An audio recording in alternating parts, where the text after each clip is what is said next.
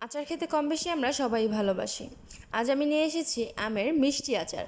আসসালামু আলাইকুম everyone, welcome to নাজুর রান্নাঘর। এরকম বড় বড় আম দেখলে মনটা ভালো হয়ে যায়, ইচ্ছে করে আচার দিতে। তাই আমি আজ দিব আমের মিষ্টি আচার। তার জন্য আমগুলোকে প্রথমে আমি খোসা সমেত কেটে নিব।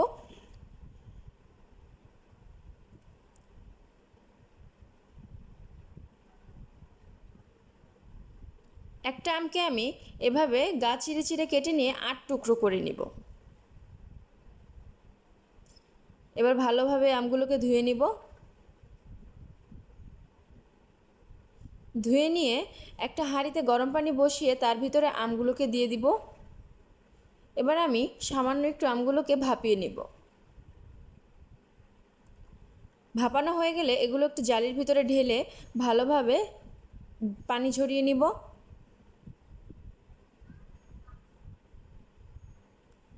এবার একটি মশলার পেস্ট বানিয়ে নিব। তার জন্য নিয়ে নিলাম 2 চা চামচ সর্ষে আর 3 কোয়া রসুন। এবার এগুলোকে ভালোভাবে ধুয়ে পেস্ট করে নিব। পেস্ট করে নিয়েছি আমি। এবার এগুলোর ভিতরে দিয়ে দিব 1/2 চা চামচ হলুদ গুঁড়ো। এবার ভালোভাবে মিশিয়ে সিদ্ধ করে রাখা আমের সাথে এগুলোকে মেখে নিব।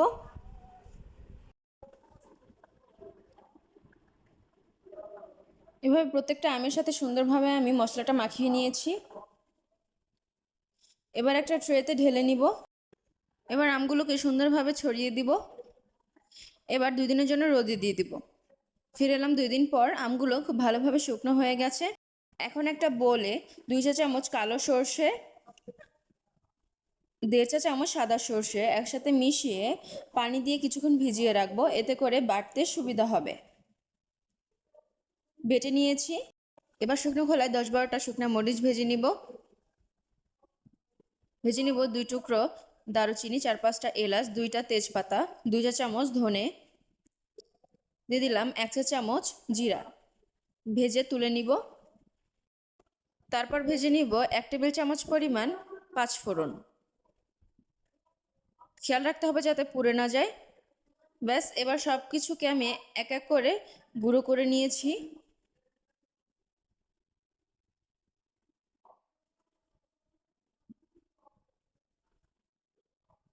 এখন একটা পেস্ট বানানোর জন্য নিয়ে নিলাম 4-5টা কাঁচামরিচ আর রসুন।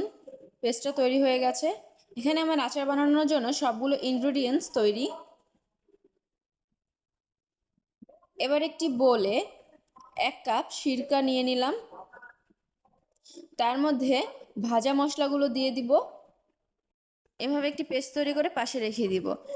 এবার একটি কড়াইয়ে 1 কাপ সরিষার তেলের ভিতরে 1 চা চামচ সরিষা বাটা দিয়ে দিব। দিয়ে দেবো কাঁচামরিচ আর রসুনের পেস্ট। এবার ভালোভাবে একটু কষিয়ে নিব। দিয়ে দিব 1/2 চা চামচ হলুদ গুঁড়ো, 1 চা চামচ মরিচের গুঁড়ো। দিয়ে দিলাম সামান্য কিছুটা পানি, তাতে করে ফেনাটা কমে আসবে।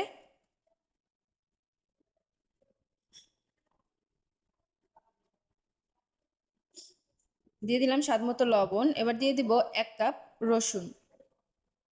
আচারের রসুনটা খুবই ভালো একটা ফ্লেভার আনে।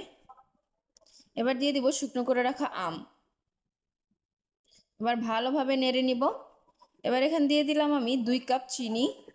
পরবর্তীতে আমার প্রয়োজন অনুযায়ী আমি আরও চিনি অ্যাড করে নিয়েছি। আপনারাও আপনাদের প্রয়োজন অনুযায়ী চিনি অ্যাড করে নেবেন। কীরকম টক আপনারা খেতে পছন্দ করেন সেই অনুযায়ী আপনারা চিনি দিয়ে দিবেন। এবার বানিয়ে রাখা পেস্টটা দিয়ে দিব। আবারও আমের সাথে খুব ভালোভাবে পেস্টটাকে মাখিয়ে নিব।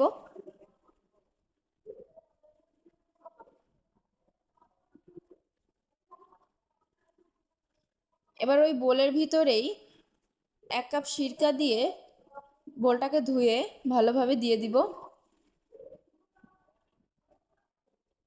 দিয়ে দিলাম চিলি ফ্লেক্স। আপনারা আপনাদের প্রয়োজন অনুযায়ী ঝালটা বাড়িয়ে কমিয়ে নিতে পারেন।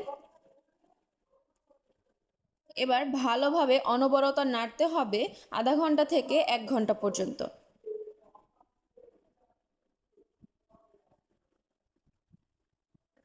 আমি এভাবে অনবরত নেড়ে নিব। ফিরে এলাম 1 ঘন্টা পরে। নাড়তে নাড়তে আমার আচারটা এখন এরকম হয়েছে। ব্যাস আমার আচারটা এখন তৈরি হয়ে গিয়েছে। এবার এর ভিতরে আমি দিয়ে দিব কিছুটা উপর থেকে কাঁচা সরিষার তেল।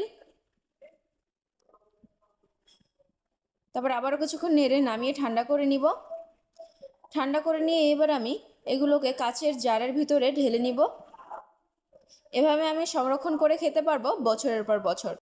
তবে মাঝে মাঝে আমি ঢাকনা খুলে রোদে দিয়ে নিব, তাতে করে আচারটা অনেক দিন পর্যন্ত ভালো থাকবে। এভাবে আপনারা অবশ্যই বাসায় একবার ট্রাই করবেন আর কমেন্ট করে জানাবেন কেমন লাগলো। এরকম আরও নতুন নতুন রেসিপি পেতে হলে নাজুর রান্নাঘর পেজটি ফলো দিয়ে আমাদের সাথেই থাকবেন।